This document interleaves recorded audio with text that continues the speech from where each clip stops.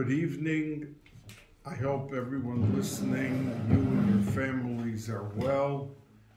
And we're in the middle of Hanukkah right now, and that all the Shefa Rav from the Or HaGonuz, as it says, we're supposed to look at the candles for a number of minutes, half an hour, 20 minutes, to absorb into our neshamas the Or HaGonuz that Aaron HaKohen, as the Ramban in Parshas Baloscha says, that when he lit the menorah in the Mishkan for the first time, he drew down the possibility of Klal Yisrael being able to enjoy ruchniya, spiritually, the Or HaGonuz, which was taken away after the Chet of Adam HaRishon. We know that by everything that was created, it says Vayehi Chen, but by light, it says Vayomer Elokim Yehi Or, Vayehi Or, not Vayehi Chen.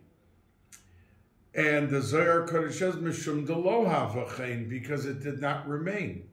Everything else, the seas, the skies, the trees, the vegetation, the landscaping, everything remained as it was originally created, with the exception of the Or, the light.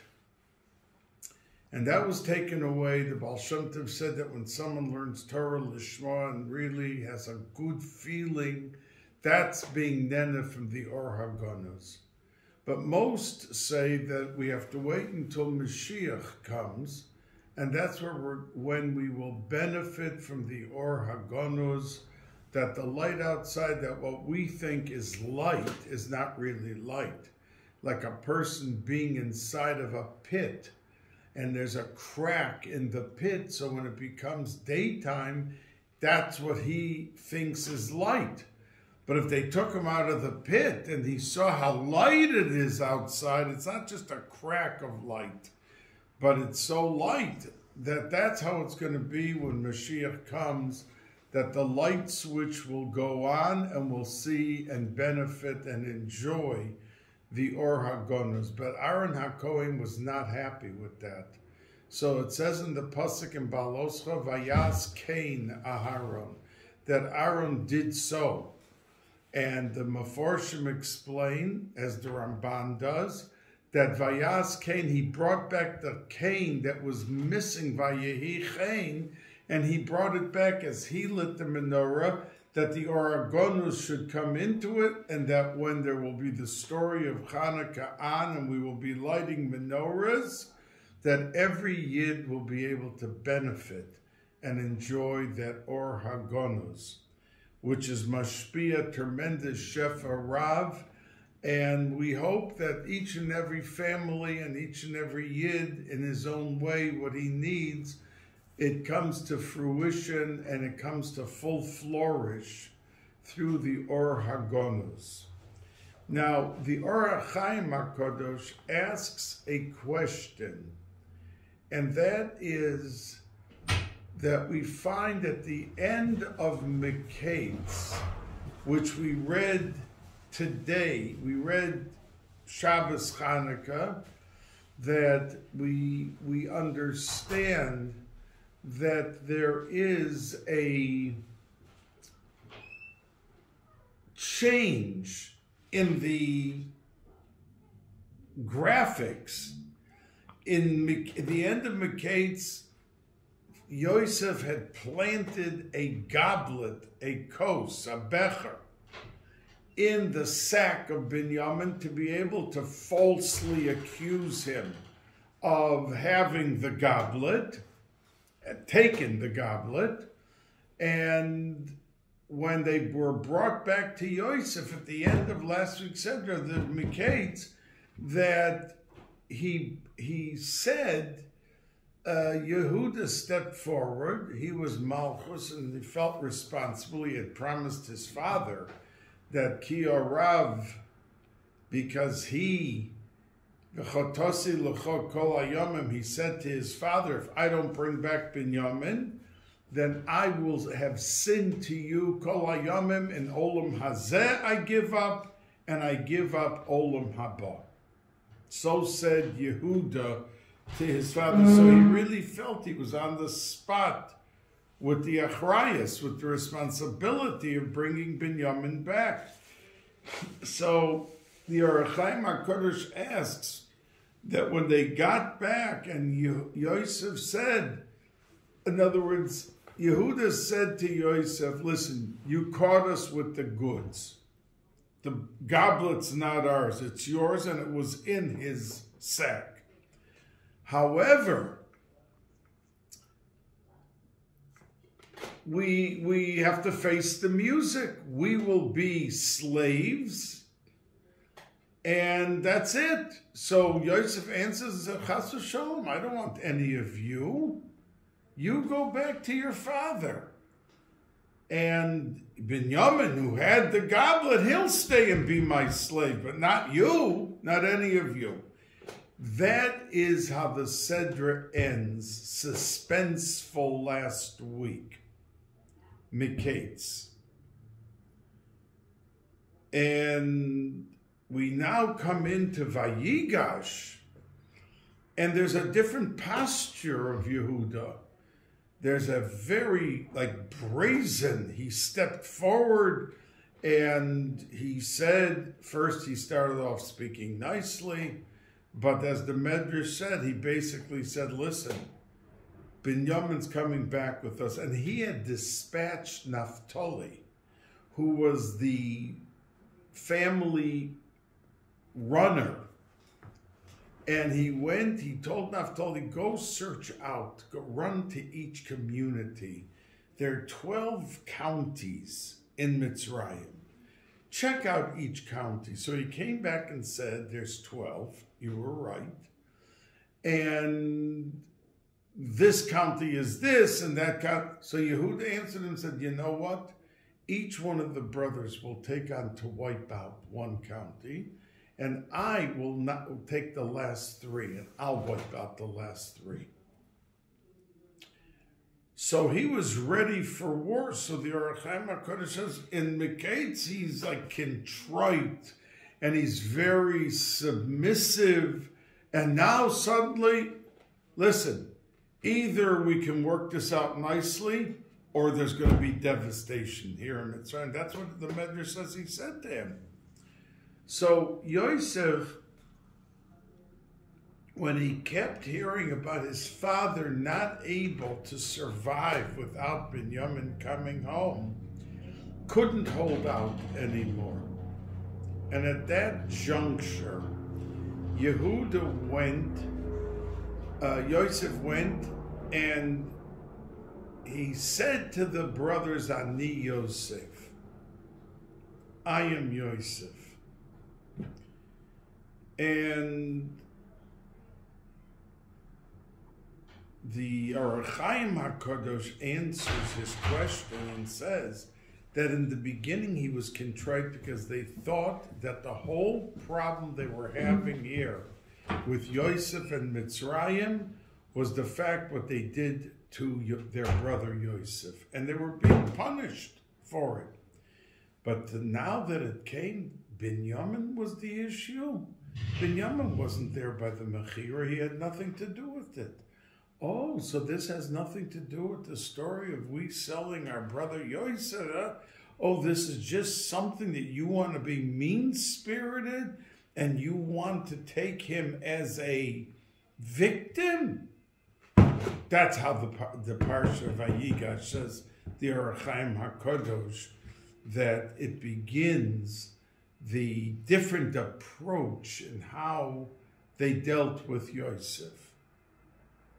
Now, the Medrash says that first the Gra, the Vilna Gaon says, Vayigash Elov Yehuda. The first three words of our Sedra this coming Shabbos. And the Gra says, Vayigash Elov, that there is a Kadma V'Azla, the cantillation, the trop, the notes on the words is Vayigash Elov, Kadma V'Azla, meaning he got up and went. Yehuda, there's a Revi'i, who was the fourth son. Kadma V'Yazla, he got up and went the fourth son. And then it is Zarka Munach Segol, that he felt that he had to throw away all of his cheshbonos and Munach Segol and place in the place of all of this temptation of being contrite and trying to work out a solution for the Segula, for the Am Segula, for Klal Yisrael.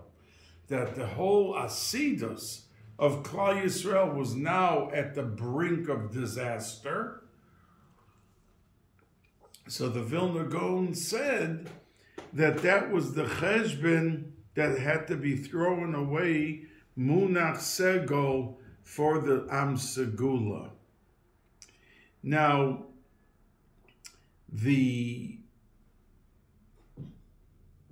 last thing that Yehuda said, Ki eich ela el avi, v'hana'ar einenu iti. That we were brought up throughout our youth, that the goal was that our father was given the schos of being moiled the Yud Beis Shvatim. And the reason that Yaakov cried all the time, the 22 years that he thought Yosef was devoured by some wild animal, was because he knew that if he didn't have the 12 Shvatim, he was going to Gehenna. That's what the Medrash says. So that Yaakov Avinu, that was his mission in life. People have to fulfill their mission in life. And if they don't, they get sidetracked by the shtusim. They can let weeks go by, no Gemara, no Chumash. They're busy, they're making money, they have to do this, that. Everything takes precedent, but they weren't sent down here to make money. They were sent down here to have parnasa. This whole thing that a million's not enough, it's got to be 100 million, is what brings the guy straight into Gehenna. Because he gives up his whole life, his family, instead of working till 5 o'clock and then going to daven mincha myriad and coming home and spending 2 hours with the children and learning with the children and having dinner with the children. He's busy in his office. He's got to make the extra 200,000. He sits and gives up the whole family, comes home, they're sleeping, they're this, that, but he doesn't have to do it. That's only the mishigas in his head, that the money has become the avodah zarah. So the Meforshim say, Ki eich ela el avi, how can I go up to my father Yaakov, v'hana'ar, and the lad Binyamin is not with me. So the Kotzker used to teach that how can I go back to my father in heaven after the 120 years? V'hanar, in the days of my youth, are not with me. When he gets 50, 60, 70, I'm slowing down. I'm not what I used to be. I can't do 10 things in a day. Parnos I must have. So everything else has to slowly go out of the window. I don't have the koyach at 10 o'clock to run to daven myriad. I don't have the koyach to open up a chumash when I had such a difficult day. So the temporary becomes the main thing. But in his youth, he had the ability. He can't say he didn't have the koyach. He was more than able. He was able to run here, run there, for what were his priorities. And that's what the Kotzker says that he was saying to him. Because our whole youth that we grew up was to take care of our father and his tzon, his parnot, that he was the one to be the backbone and the cementing factor of the Yud Beis Shiftei Koch. Now it's not here. That's how we grew up. Ki eich ela olavi, how are we going to come up to the Rabbanu Shalom? V'hana'ar, and our youth is not with us what our tafkid and our goal and everything else had to be. And we're empty-handed. V'hana'ar, and our purpose in life of our youth, einenu iti, is not with us anymore. And it was with those words that Yosef broke down and revealed himself as being what he was, being Yosef. Now,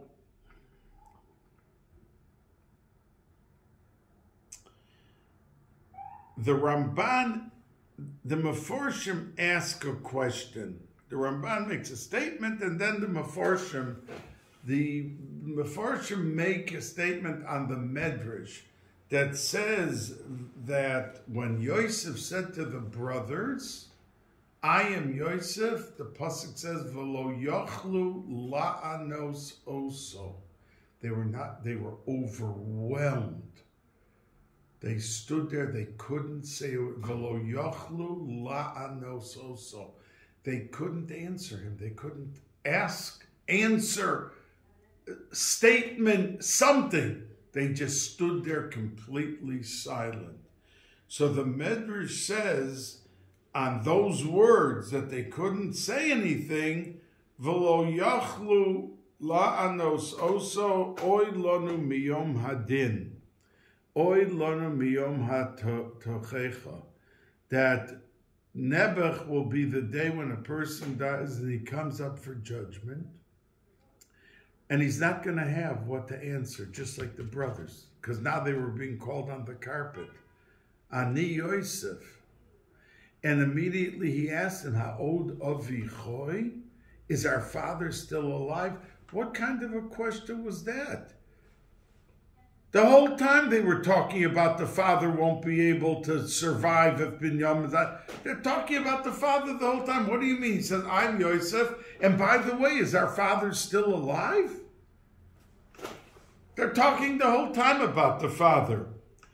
But what Yosef was saying is that the reason that you're crying about Binyamin and about this, about that, is because of your father. My father won't be able to survive another loss, this, that. So when you knew that I was the favorite, and that's why you were jealous, that's why you hated me. Ani Yosef, when you sold me, were you worried about your father? Ha'od avichoi? Did you ask yourselves, will our father be able to sustain? You're talking the whole time now that your father would not be able to survive. What would happen if Binyamin... But you know how close I was to our father. Ani Yosef. Ha'od avichoi? Did you ask yourselves the question, will he live? Will our father be alive after you go back and tell your story that I was devoured and I was whatever you told him? So that was a statement of rebuke, and it put them on the spot. And the Medrash says that that's like the Yom Adin, when a person comes up, that down here he always has rationale for what he did, justifying all the nonsense and all the ridiculous stuff that he did in his lifetime and wasted 90% of his life. So the Ramban asks, where is the rebuke? He only said the words, Ani Yosef. So where's the rebuke to him? So the Ramban makes a statement that is very famous, and Chazal quote him constantly. Hagazera emes, that when HaKadosh Baruch Hu wants things to go a certain way, that's it. That's the emes, and that's how it's going to be. But veha charitza sheker, all the positioning and the rationalization is nonsense. The Yosef thought, he went and told his father that they're chayav angilia royus, they're eating treif, they're eating aver menachai. That it wasn't true. He thought it was true. The Medrash says that's what he was coming home and telling the father. The brothers thought he's out to kill us. He wasn't out to kill them. Yaakov Avinu thought that this is a normal thing to send a son out. Go find your brothers and come back and tell me how they're doing. Didn't say where they are, what they are. And the normal thing would have been if Yosef went out and looked all over, and then he met the Malach Gabriel who told him, oh, they went to Dosan. After he couldn't find them, the normal thing would have been to turn around and go back home and say, Tati, I looked, I went, I searched, I didn't find them. And that would have been the end of the story. But all of these things are on the surface because we have impressions and rationalizations. And when HaKadosh Baruch Hu wants it to happen a different way, that's the way it's going to end up being. And that's a yesod of the Ramban in many different places in Chumash, that, it looks like this, looks like that, looks like Yosef was torturing his brothers and that. And he goes into a whole thing while the dreams had to come true. Till the brothers bowed down to him, which they did when he said on the Yosef. And they brought down Yaakov Avinu, who also bowed before him, even though he knew it was his son. It was his son, but he was a king. So that's what had to happen. So all of these happenings that he accused them of stealing, accused them of being spies, and everything that he did, says the Ramban, is because that is the life of a human being. That HaGezerah Emes, the way Hashem wants it, is the way it will be. But v'hacharitzus, and the rationalization of people, then he should have gone back and said to his father, I looked for them and I couldn't find them. But he went, and the Malach came and said to him, go to Dosan and you're going to find them over there. And he did. And that's why everything, why did he have to be sold? Why did they first have to throw him into a pit? They wanted to kill him. They thought he had a din roidif, that he wanted to kill them. So we really see from all of this story a path in life. We plan certain things. We try our best to get there, and this happens and that happens. Some things we succeed with, some things we are up against a roadblock and we're banging our heads on the wall. Leave an inch more for HaKadosh Baruch Hu. He knows exactly where you're up to in life. He knows exactly what you have to do and you don't have to do. And that's how it's going to end up. Because he will direct the traffic whether we like it or we don't like it. And happy and lucky is the person that has the emunah to be able to shift gears in his mind from the major disappointment and the major devastation, from little things to terrible tragedies. But it happens for one reason. That's the way HaKadosh Baruch Hu wants it to be, and that's the way it turns out.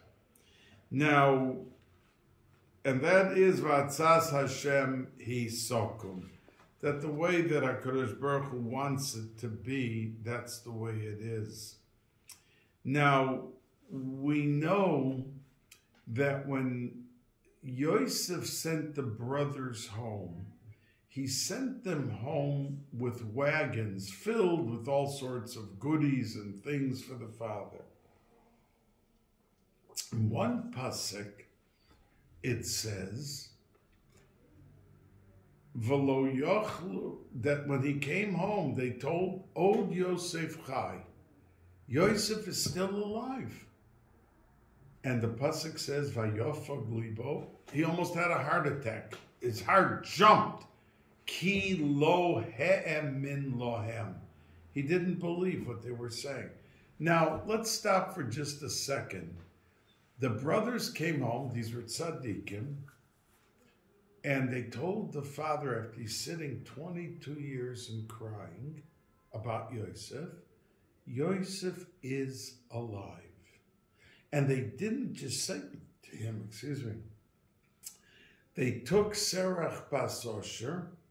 Serach Osher, one of the brothers, one of the Shiftei Koh, had a daughter named Serach, Sin Reish Ches. Serach.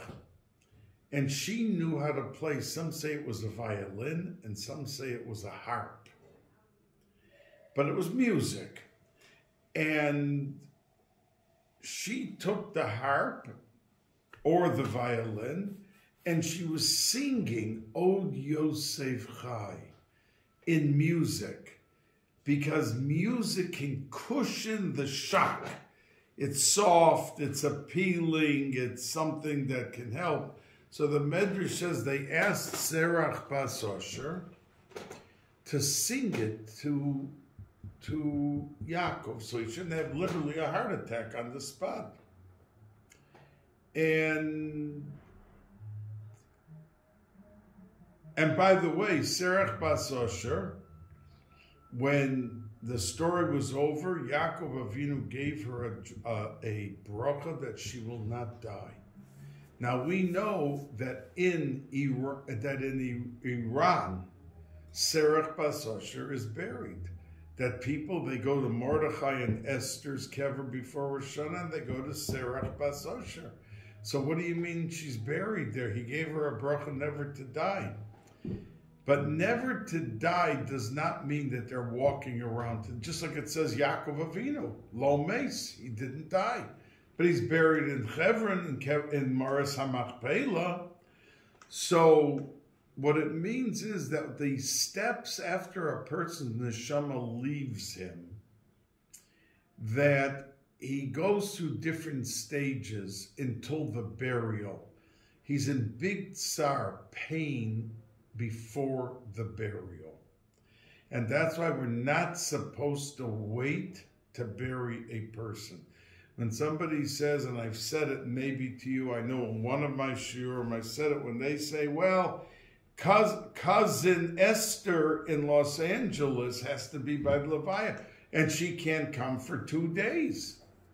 Well, we would appreciate and be happy if Aunt Esther could come. But we're not going to do it at the expense of pain to the nifter. The main thing when someone dies is the nifter, not anyone else. And everything we do have to be for her benefit. And that's why we say Tillim nonstop before the Kvura, and many people will go to the funeral home and hire their shomer to say Tillim the whole night till the next day. And if someone could bury someone that day, Ashreihem, because it takes a lot of tsar away from the nifter. And there's he says Tillim, and then when they get to the kever, after the kvura, the Heshmei Rabbah, the Kaddish, is at that point the key thing for the nifter. So Serach Bas Osher, and when the neshama then is buried, when the guf is buried, the neshama has to go through a chibut hakever, which means that all the taivas and all the enjoyment are like when you take a quilt and you bang it out of the dust. That's what happens to the neshama. It's banged out, and it's a big tsar. But a person that lo meis doesn't have to go through any of that. There's a free ticket of entry. And the Arizal says that if someone is zoicha to be buried after Chatzos on Friday, after Chatzos, there's no chibut hakever. It's a sign from Shamayim that they were zoicha to go scot-free into Shamayim without any chibut hakever. So that's what it means, that but she did live long, because we know, for instance, she lived through 300 years later, when 400 years later, when Moshe Rabbeinu, no, it's not 400 years, it's much longer. It's like 500 years, 600 years, that Moshe Rabbeinu didn't know. They promised that they would take Yosef's bones, his body, out of Mitzrayim and bury him in Shechem, which they did. But Moshe Rabbeinu, while the people were running around pocketing all the gold and all the silver and everything, he was busy looking, the Medrash says, for Yosef's body. So he realized at the end that no one knew, but the only one still living in that generation was Serach Bas Osher. And he went to Serach and she said, come, I'll show you. We put it into the Nile. And if you take the words Ali Shor, that Yosef was called an ox because of his refusal to do the Aveira of Parshas Vayeshev. So he was like a shore, like strong, like an ox.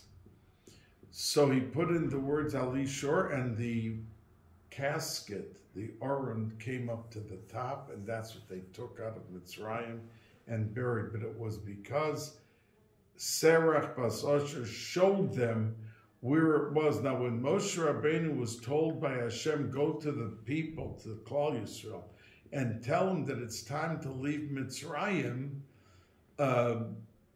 so the people said, but there was supposed to be a code word to tell us that it's time to leave Mitzrayim. So, and Moshe Rabbeinu did not know the code word. And when he did find out the code word, Pakod Yifkod Elokim Eschem, then the people said, how do we know that that's the word? So they went over to the elders went over to Serach Bas Osher, and she asked, what did he say? And they said, he said the code words, Pakod Yifkod Elokim Eschem. She said, that is exactly the code word. And they left Mitzrayim. And later, when Sheva ben Bichri rebelled against David HaMelech, it says he ran into a city and they closed the walls of the city, and the army, the soldiers of David, could not get in. So they threw a message over the wall. Either you give out the traitor, or we're going to kill the whole city. So they didn't know what to do. Are they mechuyev to give out the man or not? So it says that they went to ask an Isha Zekena who lived in that city, an old lady. Says Rashi, who was this old lady? Serach Bas Osher. And she paskined for them. He's a myriad b'malchus. You have to give him out. And they did. They gave up, but she was the one, and this is by David HaMelech, from Yaakov Avinu until David HaMelech was at least 600, 700 years, because Yaakov Avinu was like 2100 Libria Soilam, and they left Mitzrayim was in the year 2448, from number 1 year being Bria Soilim by Adam Arishon, down 2448. And David HaMelech lived at around 2800, which was like 350, 400 years later. And she was still living, so she had Arichas Yomim more than everyone else. But at a certain point, she did die, and they buried her. And people Ad Hayom Hazeh go, even the Goyim were afraid to touch Mordechai and Miriam and Esther's kever and Serach Bas Osher. So anyway, Serach Bas Osher played the music, and we learn from that, the lesson to us is that when you say anything negative to another person, let's say you have to tell them that your mother died, your aunt died. I mean, this is information that they have to know. No one wants to convey negative information. But you're mechuyev to tell them so they could take care of the kvura, take care of what has to be done. But it has to be with sensitivity. That's the lesson. They didn't want to just say, Od Yosef Chai. And with the music, he still his heart like jumped. But it was with music to try to cushion as much as they could the news that they were bringing to him. And that's why they did it through Serach Bas Osher with music. But the question that the Meforshim ask is, it says the pasuk, he didn't believe them. Now, let's stop for just a second. Why didn't he believe them? What did he think? That they were just being sadistic? You have to be a pretty mean child to come to a father who's sitting for 22 years in a sackcloth and crying, and they couldn't comfort him, as the pasuk says at last week's Sedra in Vayeshev, that v'lo yachlu vayakumu kol bonav v'chol benosov lenachamo vayemoen leitznachem. He refused to be comforted, and for 22 years he was sitting. Did Yaakov think they were just coming to tease him? They'd have to be Rishoyim Gemurim to do such a thing to a father who's sitting there and crying about the death of a son. So what do you mean, lohem min lohem? So what did it mean when they were saying, what did he think when they said to him, Yosef is alive? That they were just teasing him? But they then showed him the wagons. And he caught the hint. Because the last thing that Yosef was doing with his father was he was learning the Parsha of Egla Arufa. Egla Arufa is when a dead body is found between two cities. You know, today you hear on the radio every day 6 people were killed, 2 people were killed, like it happens every day, people being killed. But then, when they found a dead body, they stopped everything and they summoned the Sanhedrin of Yerushalayim to stop what they're doing and go out to that city and measure which city was the body closer to. And everything stopped. A person was found dead. This was a world event. Not like we became used to when we hear people are dead or people died.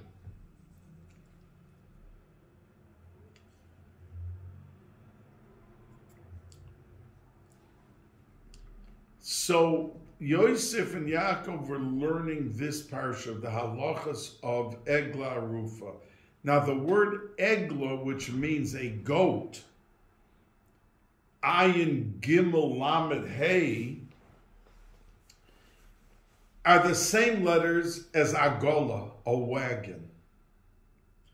Different vowels, pronounced differently, but the same letters. So Yaakov Avinu caught the hint, because that never left his mind what they were discussing when they talked about Egla Arufa. And now he saw Agolos. He caught the hint of Yosef to remind him, do you remember the last thing we learned? Egla Arufa. And then the pasuk said that first it says, Ki lohem min lohem, he didn't believe them. And now it says, he saw Vayaris ha'agolos, he saw the wagons, Vatachi ruach Yaakov aviyam. Now he believed it. What suddenly happened 5 minutes later that he believed? And the Meforshim say, Kadmonim bring, that a person attaches himself, his ruchnius, attaches himself to the Torah. They were telling him, and he's looking at his sons, he knows that they're not mean-spirited to go say something to him, to tease him, while he's sitting in a sackcloth crying still. But it didn't move him, and he didn't believe them. But when they talked Torah, they showed the Agolos, and he realized it meant Egla Arufa. With that, the Torah can revive a person. And there's a famous story told with the Chofetz Chaim that there was a young couple that got married, and during the Sheva Brachas, the chassan disappeared. And the girl never remained in Aguna. And there was someone who's married, an Eishes Ish. If she doesn't have a get, or there's not Eidim that the husband died, or whatever happened, she can't just go remarry. She's an Eishes Ish. And never she is in a state of being an Aguna without some identifying information that she's no longer married to the man. So this young girl, 30 years went by from age 18 to 48. And there's a knock on her door one day, and the man walks in, she looks at him, and he says, I'm back. I'm back. I'm here.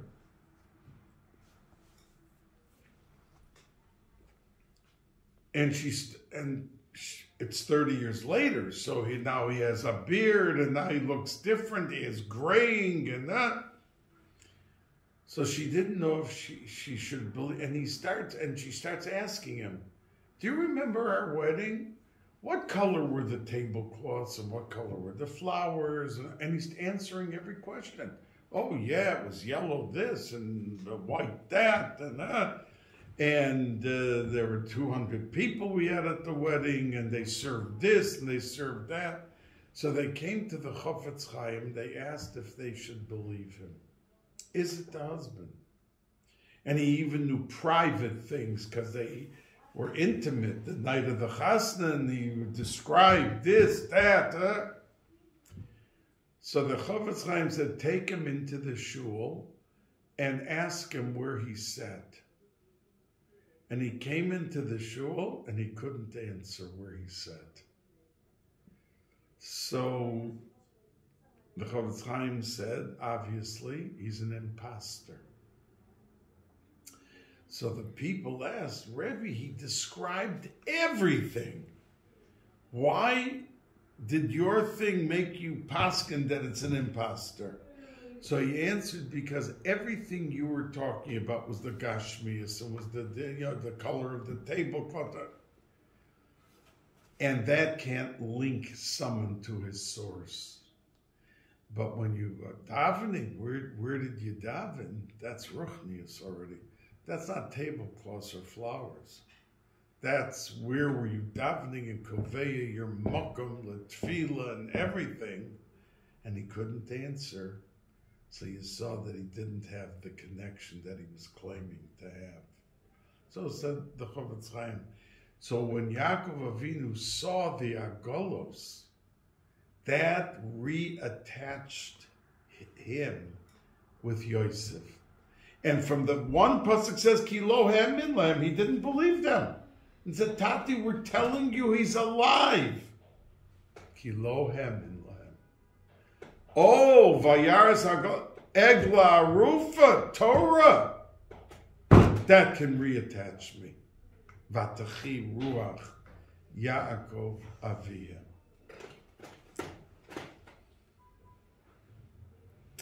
Now, interestingly,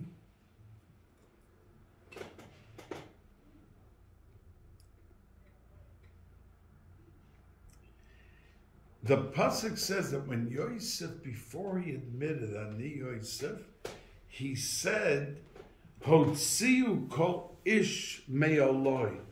I want everyone out. I mean, he had servants. He was the viceroy. He had servants. He had butlers. He had everybody out. I mean, so the Pashut of Pshat, Rashi says, and the Medrash brings, he didn't want to embarrass the brothers in front of Goyim, in front of the Mitzrayim.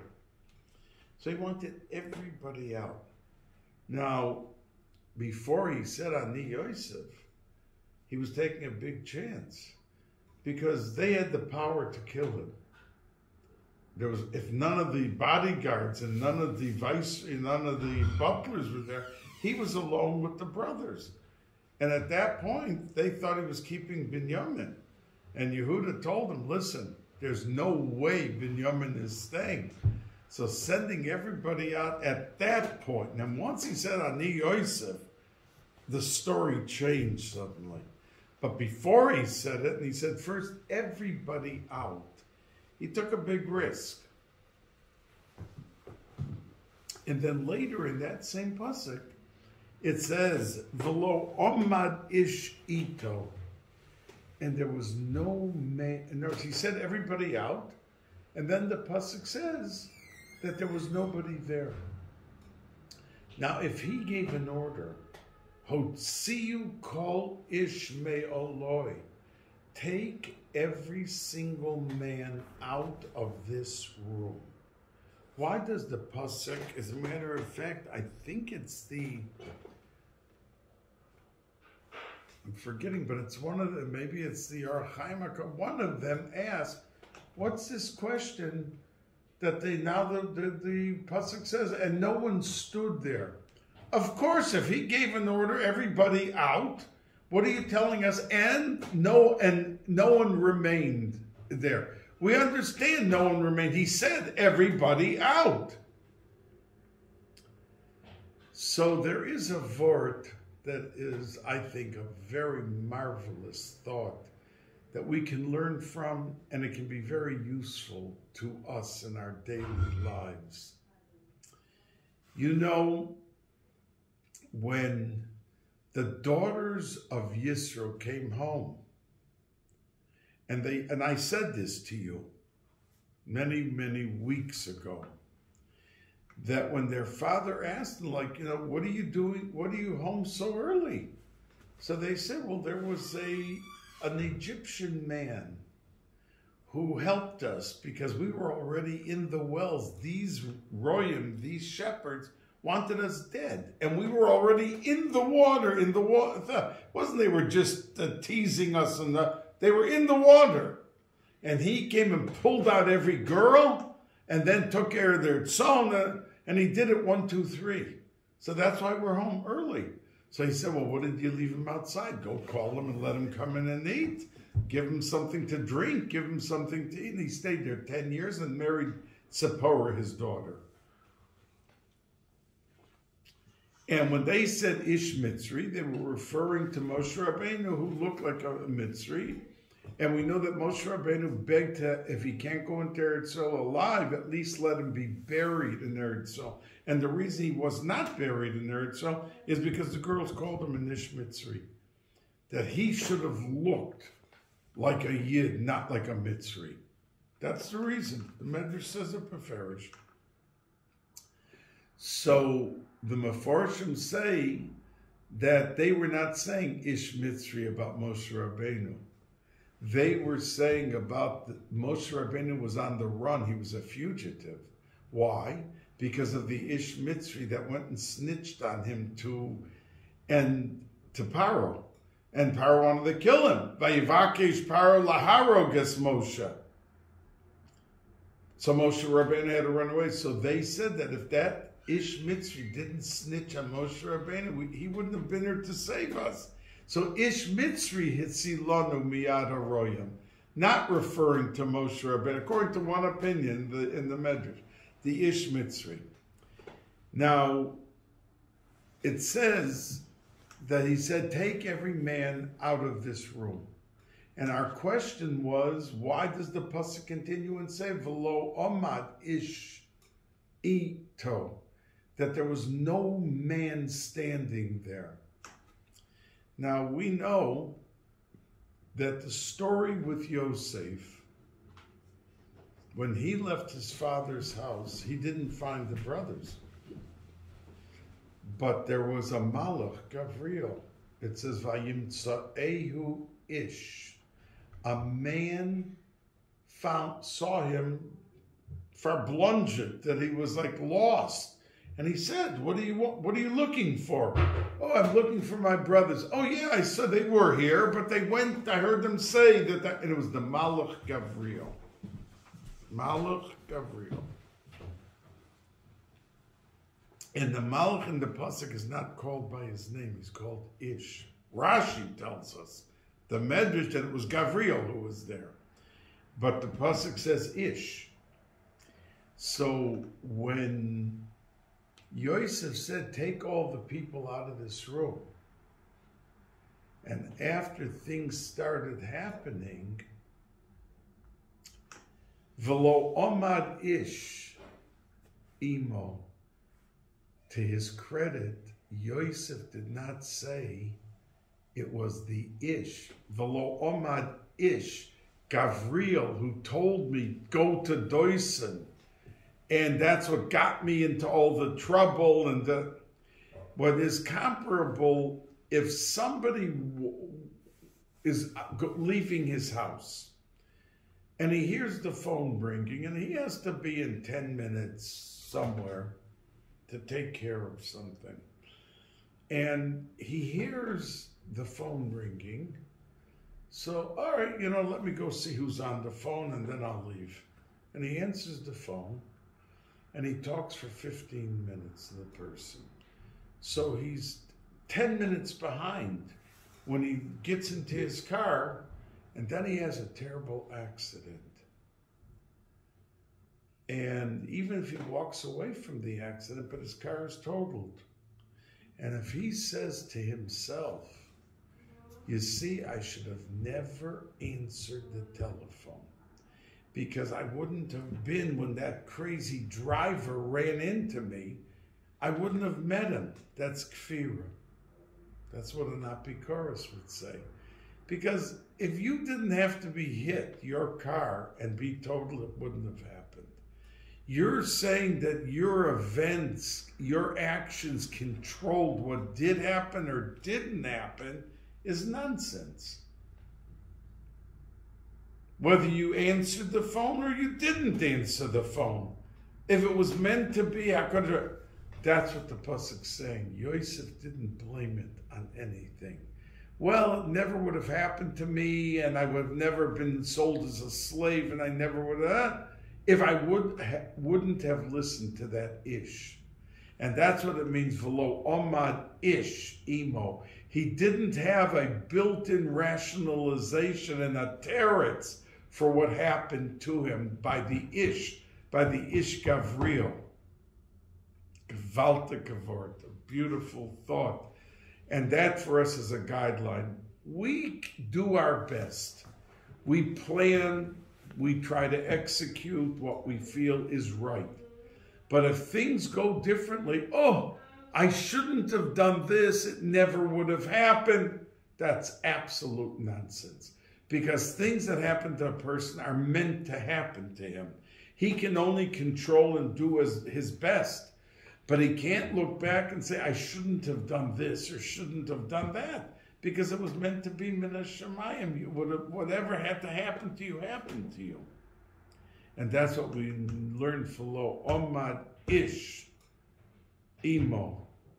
That a person did not stand with him, referring to the ish, to Gavriel, that had I not listened to him, things would have worked out differently. He didn't say it. V'lo omad ish. He didn't bring in any outside extraneous reasoning or not reasoning. Now, the last thing that I want to mention to you is a word from Reb Chaim Shmulevitz, the Rosh Yeshiva Zecher Tzedek L'Bracha of Mir, who said, at the end of our Sedra, Vayigash, Yosef comes down. First, the Sfas Emes says, nothing to do with Reb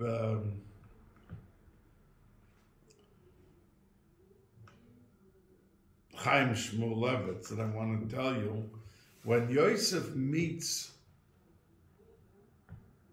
Yaakov, his father, it says that Yosef cried and hugged him and kissed him, and as we would have expected. So Rashi asks, so what was Yaakov doing while he was kissing him? Why doesn't it say they both were kissing and hugging? He was reading Kriya Shema. So the Sfas Emes says that was the only minute for him to say Kriya Shema. He was waiting and crying for 22 years. Now you're holding him. Cry, kiss, hug, everything. But says the Sfas Emes that all the love that was conjured up in him and came out at that moment, he wanted to give it to HaKadosh Baruch Hu. So he said, Krishma, the Shema. So says the Sfas Emes.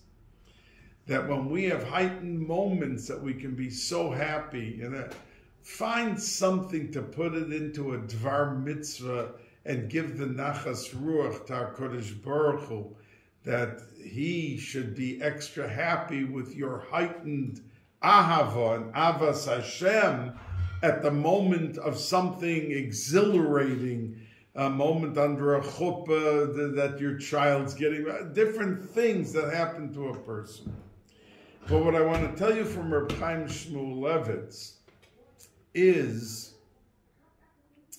that when Yaakov Avinu went into Paro, the first question that Paro asked him is, how old are you?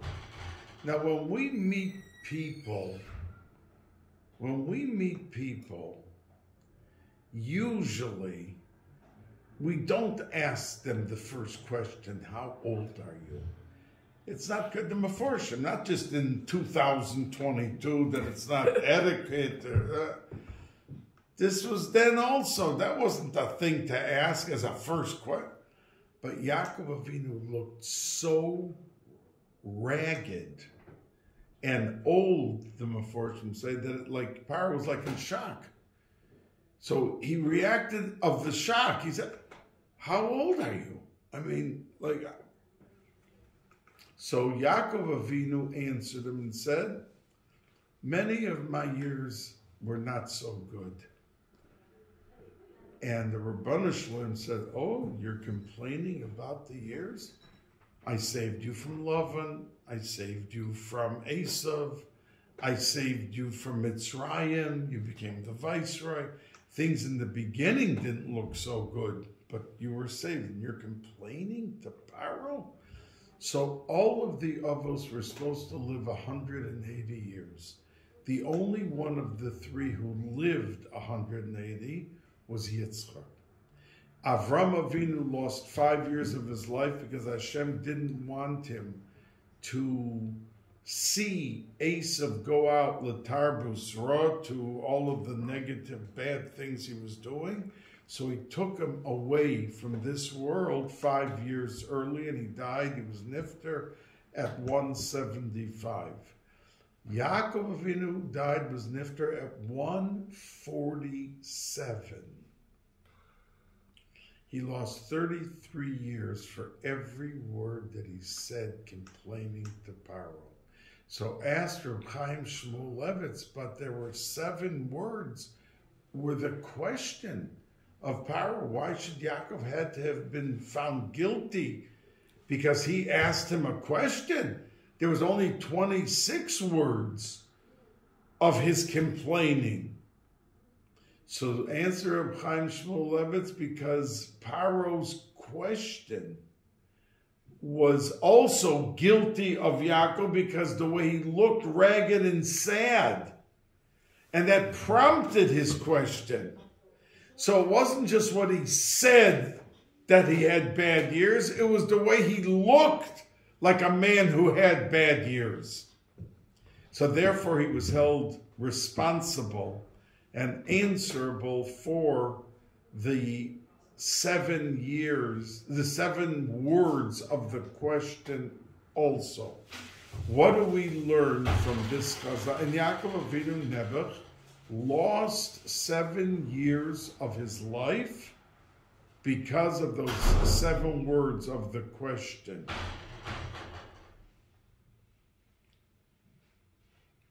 We learn from this that every word and even facial expression makes a difference in how we interact with a person. Not just that we should be cheerful or that we should be pleasant. It could be this person sitting a day that no one acknowledged them, no one had anything to do with them, no one had anything to say to them, and you meet them. How are you? Tell me, how is this? How is that? you pick up the spirits of the person. But not only that, the words, but the facial expression. When you pass somebody, if you don't talk to him, and you just nod with a good smile or a pleasantness, that the person feels acknowledged, you're happy to see him, you're happy to meet him, you're happy to be with him. And that is something which can make the difference. By Yaakov Avinu Nebuch, it made a difference in 33 years of his life. And we should be zoiche to be able not only to pull ourselves up to a plateau of positivity and happiness, because life is happiness. Waking up in the morning is happiness. And that should be a reason for a person to dance through the day. But everything of how he interacts, what he says, what he expresses, and how he looks can make a difference, and we can make a difference in people's lives if we utilize the capability, the tools, the vehicles of machshava, dibur, maisa.